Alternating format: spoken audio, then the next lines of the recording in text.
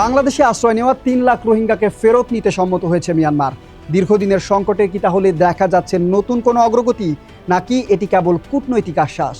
মালয়েশিয়ার পশ্চিম উপকূলীয় প্রদেশ নেগেরি সেম্বিলানের চেন্না শহরে এক জনসভায় এই তথ্য জানিয়েছে দেশটির প্রধানমন্ত্রী আনোয়ার ইব্রাহিম। তিনি বলেন, শুধু বাংলাদেশ থেকেই নয়, মালয়েশিয়া থেকেও প্রায় ৫,০০০ রোহিঙ্গাকে ফেরত নিতে রাজি হয়েছে মিয়ানমার। কিন্তু কিভাবে সম্ভব হলো এই সমঝোতা?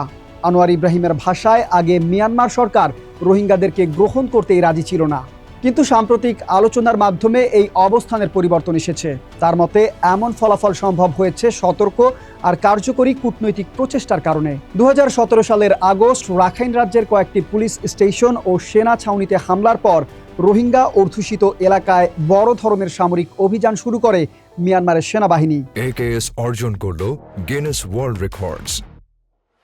AKS নির্যাতন, হত্যা, ধর্ষণ, লুটপাট এবং অগ্নিসংযোগের মুখে হাজার হাজার রোহিঙ্গা নাফ নদী পেরিয়ে বাংলাদেশে আশ্রয় নেয়। এরপর বাংলাদেশ সরকার তাদের কক্সবাজারের টেকনাফ উপজেলার কুতুপালং শরণার্থী শিবিরে আশ্রয় দেন। জাতিসংঘ ও বিভিন্ন আন্তর্জাতিক সংস্থা খাদ্য ও মানবিক সহায়তা দিয়ে আসছে।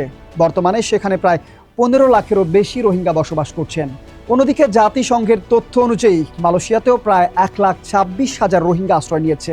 এ প্রসঙ্গে আনোয়ার ইব্রাহিম শরণার্থীদের দেশটির আইন মেনে চলার আহ্বান জানিয়েছেন। তিনি সতর্ক করে বলেছেন, শরণার্থী শিবির ও অনুমোদিত এলাকা ছাড়া অন্য কোথাও তাদের উপস্থিতি দেখা গেলে পুলিশ প্রয়োজনীয় ব্যবস্থা গ্রহণ করবে। মিয়ানমারের এই সম্মতি রোহিঙ্গা সংকট সমাধানের পথে নতুন একটি বার্তা দিলেও বাস্তবে এই প্রত্যাবাসন কবে, কিভাবে এবং কতটা কার্যকরভাবে বাস্তবায়ন হবে, সেই প্রশ্নের উত্তর এখন সময়ের কাছে।